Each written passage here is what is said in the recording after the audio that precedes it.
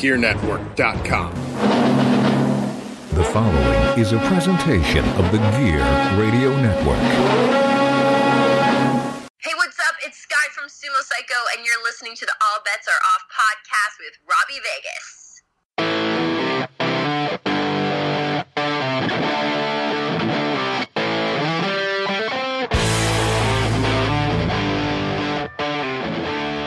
What's up, rock soldiers, and welcome back to the All Bets Are Off podcast. I am the rock star Robbie Vegas, and I am so happy to be having you back with me today. And if you're a new listener, welcome, welcome. I know we've been getting a lot of you guys following us on social media lately, so we appreciate that as always. And for anybody who doesn't, ABAO Pod on Facebook, Instagram, and Twitter. So today, my guest is Ann Autumn Erickson, and she is the singer of Upon Wings. This was a fun interview, and I know you guys are really going to dig it. So I'm going to jump right into it, and here is a sample of her new single, Last Love.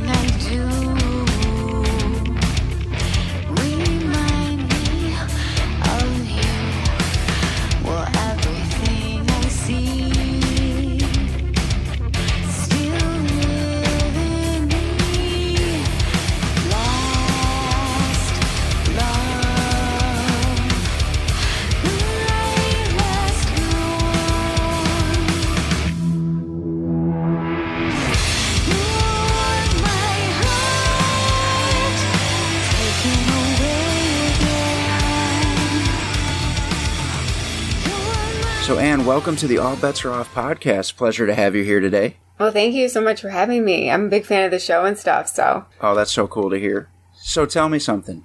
Where did music start for you? Wow. You know, it's funny because a lot of musicians, it started with their parents playing like classic rock or something like that. But for me, it was really classical music. My parents never really, played much music around the house except for musical theater, like Phantom of the Opera, Les Mis and stuff, and then opera. So as a kid, I latched onto it. I totally loved it. And I started even taking classical voice lessons, at an early age. But it wasn't until I was actually in high school that I ever heard a rock song. Wow, and really? I know. I remember the moment very well. I was in the car with my boyfriend at the time, and The Offspring Come Out and Play was on the radio. And I had never heard a rock song. And I mean, I'm not even a big Offspring fan right now or anything, but I had never heard anything like that. And I was like, what is this? He's like, it's like a rock station. I had never heard anything like it, and I just instantly fell in love with guitar and rock and metal. Come on, really? Yeah, I know. That is so cool. That's something that I have yet to hear on this show, and I've talked to a lot of musicians. Wow, good. I feel special. Yeah, right. So where do you go from there then? Like, what do you get into? You dig into it, you start discovering stuff on your own, or how does that work? Yeah, well, I started really by listening to that radio station that at the time was, on in the car. And so it was called The Edge, a heavy alternative rock station. And I just started discovering, at the time, post-grunge was big, which, it's still big. But I heard bands like Seether and Shinedown before Nirvana because it was just more the post-grunge era. Then I kind of went backwards. Okay, I heard Nirvana and Green Day. And, then I got into more of the heavy stuff like I'll never forget, as far as when it comes to me making my own music, I fell in love with this rock music and I wanted to do it, but I was like, I have kind of an opera-y voice. I can't do that. I've never heard anything like that. So I went to a Mayhem Fest and Iron Maiden was on the bill. And I didn't know much about them or anything at the time. It was really early on. And Bruce Dickinson was up there and his voice, I was just like, oh my gosh, this is an all-out opera singer with like a friggin' heavy band. And that really inspired me to start thinking, maybe I can make music that's heavy. Wow. So how old are you about then? I don't remember. But I don't know, maybe I was like early 20s maybe, or late teens or something. I don't know. So, somewhere around there. It's wild to me. So you get into rock music later in life, and then Iron Maiden kind of gives you that last final push. So where do you take it on your own to get started? How do you get things up and running for yourself? You know, that's a really good question. And I've been interviewed a lot, and no one's ever asked me that. So, well, what I did was right away, I looked up kind of musicians in the area and producers and stuff, and I wrote a song on my own at home, even though I play bass, but I don't play guitar or piano or anything, so it wasn't like I really wrote the music part, but I at least wrote the melodies and everything. And I hit up this guy, Glenn Brown, in Lansing, Michigan, and I kind of said, I have this thing, I'm trying to write a song. Is this something you do? And he's like, yeah, I've done that before. You can come in and I can try to flesh out some synths and the instruments and stuff, and we can see what we come up with. So that's what I did. And that was the first single that I ever released with Upon Wings, which is called The Dream. Wow. Okay. And it's so you already mentioned this was in Lansing, Michigan. So you're around the Detroit area, and there's well, at least there was, you can tell me if there still is, there was a lot of good musicians and a big music scene there at one time. Is it still that way? Oh, absolutely. Yeah. I mean, there's a lot of great music coming out of Detroit. And obviously, I'm a big fan of rock and metal music, but you can't deny like the hip hop scene out of Detroit as well. Just like a really big hip hop scene. So obviously Eminem is from here. And then on the rock side, I mean, there's Alice Cooper and Kid Rock and the White Stripes and Iggy and the Stooges and, all those great bands. So there's a lot of history, and there are just tons of great bands out of Detroit. Yeah, Ted Nugent. Oh, yep. Motown. Yeah. So, I don't know. I was just, when you said that, my first thought was, I wonder if it's still a hot spot for music. So that's cool to hear that it is. Yeah, it's a good scene. So what are some of your, let's say this, what were some of your biggest influences then musically, and what are they now? Have they changed?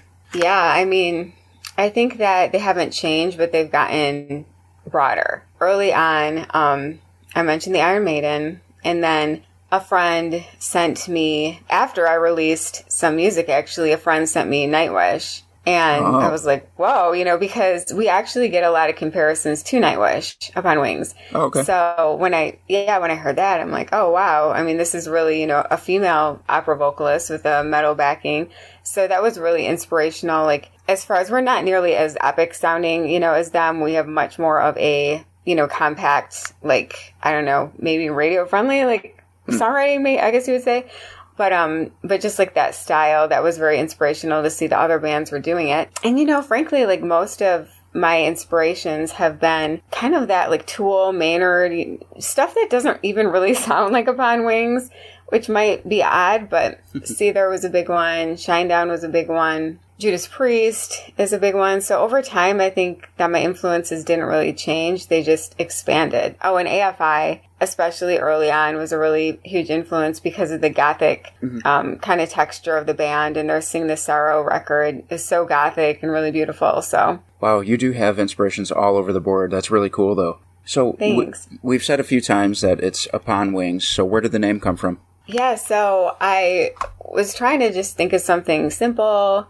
And, you want something that sounds good. And I don't know, I guess I just was thinking of all these different band names. And then I just thought Upon Wings. And I kind of wanted something, biblical a little bit, And there are, verses in the Bible with Upon Wings. And I thought that's simple. And I like it. I don't know. It's just like it kind of, it stands for me, like, when times get difficult, like you want to sit on something to help you through it that's going to like fly, like you're sitting on wings and it's going to help you like fly through it. So, yeah. And I was like, I like it kind of like describes kind of the meaning behind the band, and it wasn't taken, which was great. So this was 10 years ago. Now it's like, I don't even know how people come up with band names anymore. There are so many bands out there, like everything's taken. Oh my God, I know it. So how did you build this band? Because obviously, maybe not obviously, you could tell me if I'm wrong, but you're the leader of Upon Wings. This is like your project, right? Yeah. So no. How do you build that around yourself? Yeah, I mean, it wasn't easy. I wasn't quite sure how to go about doing it, but I had worked with Glenn, as I mentioned, who's a producer. And then I was just like, all right, maybe I can find another producer who's more, and Glenn still like masters all of our stuff and everything, but, like drum, bass, everything. And so Brett Hessla, I was a big Creed fan also back in the day. I still think My Own Prison is a great rock record. And Brett Hessla was their fill-in bassist for a while, or touring bassist for a while. And I had heard some of the stuff he produced from other bands. I was like, wow, I really like his production. So I hit him up, and he agreed to work with me.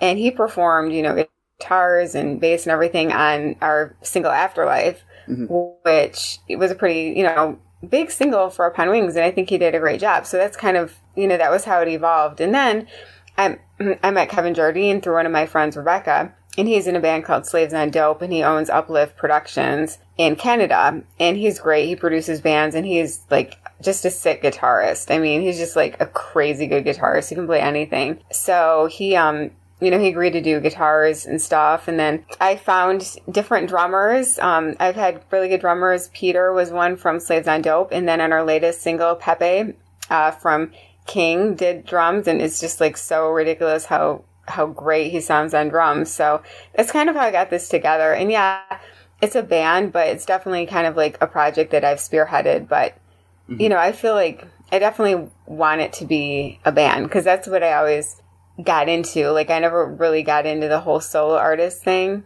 as much as in rock and metal. It's like mostly bands, it's not like Shania Twain or something like that. Yeah. No, I totally understand that. And that's kind of why I asked that question, because you do throw the band name out there so much, but you are also the focal point. So it's one of those things where I wasn't sure if it was leaning one direction or the other, but it makes total sense to me for sure. Yeah.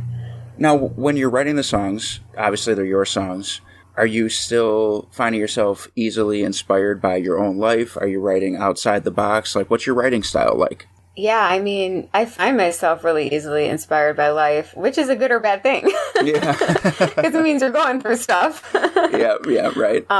Right. So, yeah, I mean, like early on with Upon Wings, I don't think that it's a secret that when you listen to our music, our first several songs are about like losing someone close to you. So that's something I experienced, and it was, really hard on me. And so doing music and art was kind of an outlet for me. And I found myself, writing about that a lot. And I felt like I couldn't write about anything else. It's like every song I'm writing is about this one topic. And I can't like force myself to write a song. I can't be like, oh, today I'm going to write a song about the sunshine. It just, some people can do that, and that's great. But for me, it just has to kind of be more guttural. So I was happy that with some of our newer stuff, I finally was able to kind of get past writing just about losing someone, losing a loved one. And Scars is a single that came out earlier this year, which that one I was kind of more promoting it as a solo track, kind of like what you were saying, like an Adam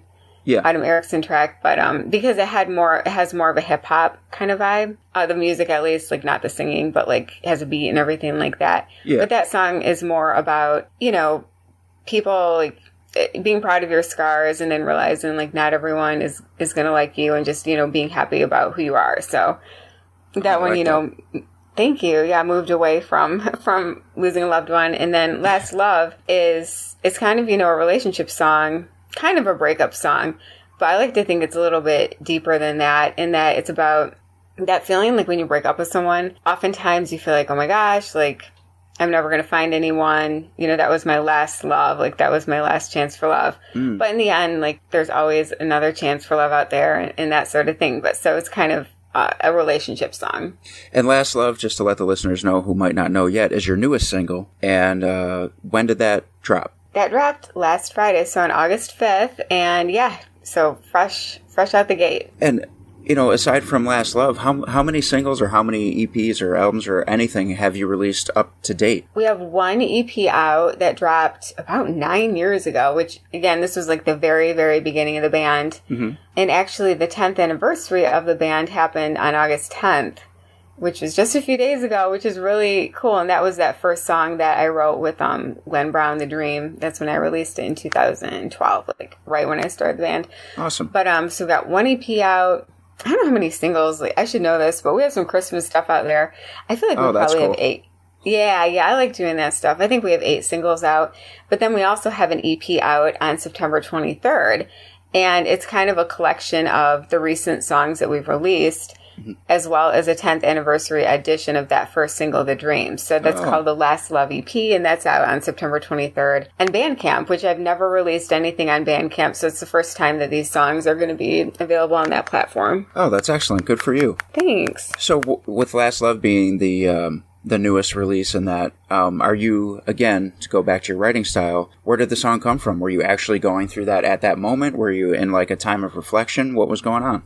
Yeah, it was a time of reflection. So thankfully I wasn't going through that at the moment, but I've definitely had, yes, but I've definitely had that feeling. I mean, it's funny because when I first started Upon Wings, I always said, I'm never going to do a breakup song. I'm never going to do a relationship song. I felt like that was trite or overdone or too superficial. And then I actually went through relationships and I was like, this is difficult. I was like, this is good material for writing. So that was more being reflective, like looking back on past experiences and kind of just an idea that came to my mind and kind of writing from that. Okay, very cool.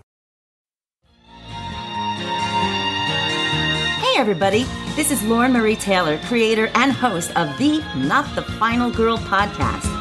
Okay, so every horror fan remembers the final girl, right? The one who can outrun and outsmart the Jasons, the Michaels, the Chuckies. I think you get it. But what about the girls and, the guys who met with an untimely end? Those of us who were tortured and tripped, dragged and killed. Don't we deserve some props? As Vicky in Friday the 13th Part 2 and Sheila in Girls Night Out, I know what a drag it is to succumb to those masked and wardrobe-challenged killers. To not be the final girl. On my new podcast, I'll be chatting with other women of horror who share the same fate.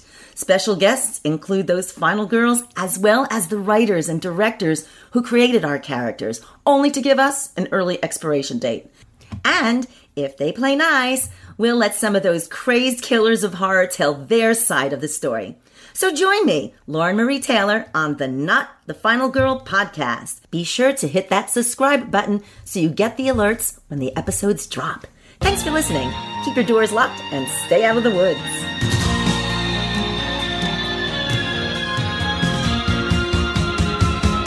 Before we, get back into your music and things like that, you told me something really interesting that I need you to bring up right now for our listeners. You actually have ties to professional wrestling. Yes. You gotta just tell everybody how. Okay, I know. I'm so excited. I was so excited to talk to you because of this. So my cousin was the original Sheik, not the Iron Sheik, but Ed Farhat. Mm-hmm. So one of, the big old time wrestlers, huge in Detroit. And I'm pretty sure that he had a big name nationally too. Mm-hmm. But I never got to meet him because I was too young, by the time he passed away and everything. But he was close with my mom and she has really good stories. I mean, the main one is that he was such a nice guy. And he always said, you can't tell anyone that I'm nice because he was the bad guy. Yes. Yeah. And back then, I guess people still believe it if you ask me, but back then, people really believed it. So he's like, you can't tell anyone that I'm nice. That's awesome. Now, did you grow up a wrestling fan, or was that just something that was like a cool story about, your family, basically? It was a cool story. Basically, I didn't really, my family, we didn't really go to wrestling or anything as a kid, but I did get into it later in life. And I got into the female wrestlers too. I was like, man, I missed my calling. I could have done that, but then in reality, I'm not very athletic, so I'm sure I would have died. But, I was big, I really liked Paige and the Bella Twins and yeah. But, yeah, so I didn't grow up with wrestling, but I did get into it later on. And I've been to a bunch of the wrestling, matches and everything. Oh, very cool. And I'm assuming because of where you live, that would be at the Little Caesars Arena. Yep. Yeah. And at the Joe Louis, which is now no longer there, but it was also at the Joe Louis. Yeah. Oh, very cool. Well, if you want to try, I have my own school. Come down and we'll see. Oh, cool. Maybe. Yeah. No, we don't want to derail you. You're doing great with music. Oh, thank you. So do you think, I know you said you thought about I Miss My Calling or whatever, but did you really actually believe that, maybe I should try this? Gosh, yes and no. Not really, just because, again, I'm not very athletic. I did think, though, of some of my friends in elementary school who were, kind of natural gymnasts. They never took classes, but, wow, they were just, and I thought, maybe they should have done that.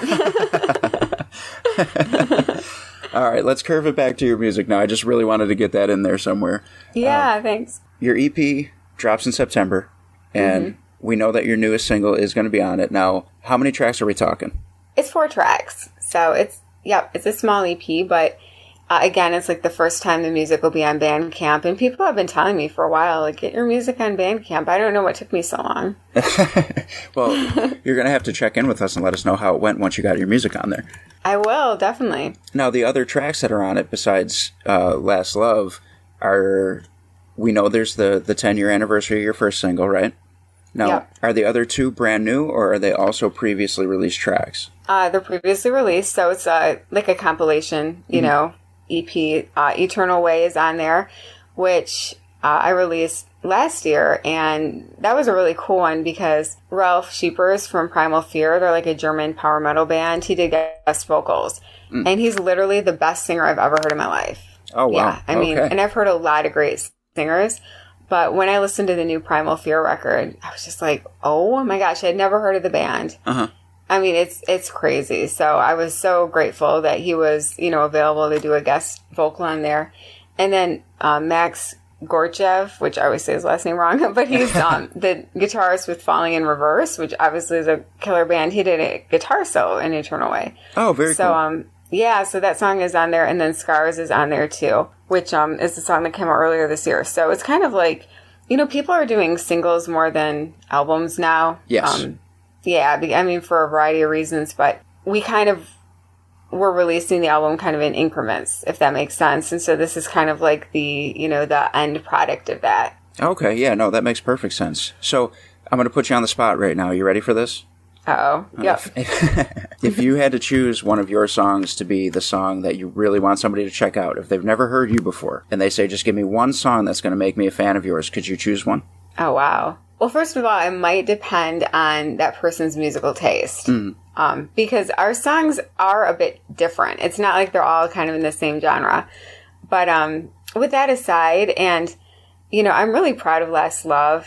I really, it's one of my favorite Upon Wings songs. But I think just because, like, the first stuff you do is the, like, dearest sometimes to your heart. Yeah. For me, I'd say Afterlife, and that was also a song that, you know, I wrote about losing someone close to me, and it was really from, like, a deep place. So I would say probably Afterlife is the one song I would give them.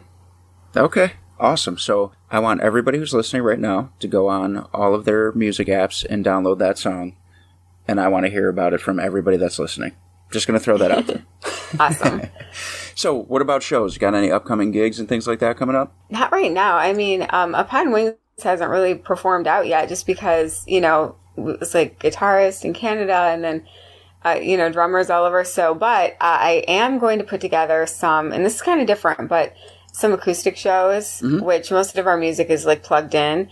But I love hearing acoustic versions of plugged in songs. Oh, and yeah. I think that would be a good kind of venue for me, you know, or medium for me. So I do plan on putting together some acoustic shows, and I'll definitely keep you posted. Now we have, you know, enough music, too, for a full set. So that's always a good thing. Oh, yeah, absolutely. and be sure to send me any dates or flyers or whatever, and let me get them out there. Thank you. Yeah, no problem. So what about, now, yeah, I know the band is scattered all over the place, but do you have, like, a vision in your head of, like, where you want it to go with everyone, not just, like, the acoustic stuff, but, like, is there, you know, people you want to play with? Is there shows that you're looking to or towards in the future, or what's the deal with that? Yeah, I think that when I look towards the future, I mean, a lot of it is just hoping that we keep releasing music and that it keeps getting more ears on it. Mm-hmm. It's so, like, saturated, the music world right now. And on one hand, it's really great because everyone can release their own music. People can do it in their bedroom. And I heard a stat once, I don't know if it's true, but that something like 40,000 songs hit Spotify every day. Oh, wow. I know it seems really, I don't know if that's true, but there's so much out there. So, you know, my hope for the future is just to get more and more people to discover Upon Wings. And obviously, like, I would love to get on a tour with some other rockers, opening up for some, you know, big active rock bands or whatnot. But yeah, but like when I think like about, I guess, like the near future, I'm just like, I really hope that we can release more music and get more people to learn about Upon Wings and like the band. And have you thought about releasing acoustic versions under just your own name, or is that not something that you're looking towards right now? Yeah, under Upon Wings, for sure. I've thought about that. Yeah, definitely. I think that would be part of the whole thing. And it'd be cool to, like, see what it sounds like, too, so. Oh, absolutely. And you did mention, too, that you have Christmas songs out there? Yeah, yep. We've got 2 holiday songs. One is God Rest Ye Merry Gentlemen. It's like a medley. And then the other one, I actually forgot. I have to go to my own YouTube and see, because it was like, Christmas is not in my mind right now. I love the holidays, but I am not someone who gets into Christmas in July or anything like that. Yeah, right. The other one, you know what I mean? The other one is Oh Holy Night. Okay, that's really cool. And was that just something just to try it out and see how it was received, or? Well, those are acoustic, so that's a good place to bring it up. I just around Christmas time, it's just, everything is Christmas music everywhere. And I just thought, hey, why don't I try recording an Upon Wings Christmas song? And it was nice because people really liked it. And then, it's something that you can give to family and friends and stuff, and grandma, everyone. Whereas, like, some of Upon Wings' other music is for people who aren't familiar with this kind of music, it's a little jarring. But if you send them Oh Holy Night, it's something that they're familiar with and they're going to like. So smart. Yeah, it was just like a really nice thing. And I like doing that. I hope to do it again. I don't know if I will this year. Probably not. I'm focusing on more original music, but I definitely hope to do that again. Awesome. So we've been talking about, everything that you have out there this entire time. So why don't we tell everybody where they could find it? Yeah. So if you head to uponwings.com, you can find, links to all of our social media, our latest stuff. Our YouTube is Upon Wings Official, because someone took Upon Wings and doesn't do anything with it. but yeah, Upon Wings Official. And then most of the other places like Facebook, Instagram, Twitter is Upon Wings. Okay. And do you want to plug your personal social media too, or do you just use the Upon Wings social media? Yeah, sometimes I use my personal, it's mainly Upon Wings, but if you go to itsmeanne.com, that's itsmeanne.com, you can find a link to all of my personal social media up there and stuff like that, so. Okay, excellent. And we'll link those things for you and the band in the show notes too, so everybody can just go there and click it and check everything out. Thank you. Cool. Yeah, no problem. And thanks for being here today. This was a lot of fun, and you're so comfortable. I would think that you do these all the time. Oh, thank you. No, I haven't done one in a while, so you're just a great host, and you made me comfortable. So thank you for having me on. It was definitely fun. Yeah, of course. And, if there's anything you want to promote or need us to promote, please reach out to me, and, we could even just do a little soundbite of you promoting whatever you want, and we'll splice it in on any episode that works for you. Awesome. That sounds great. Thank you. Yeah, no problem. Well, you enjoy the rest of your day. Thanks for being here. Yeah, you too.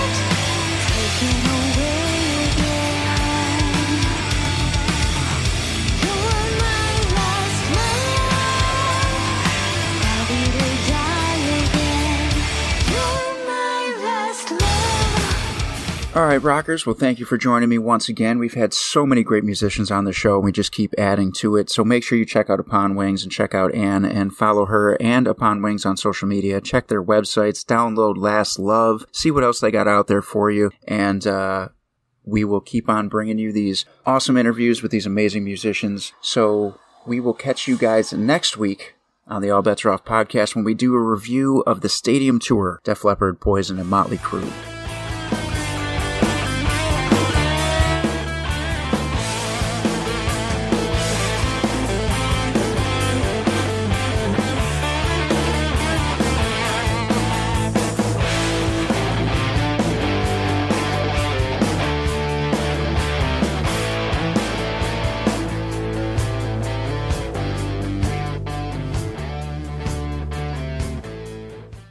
The preceding presentation has been brought to you by the Gear Network.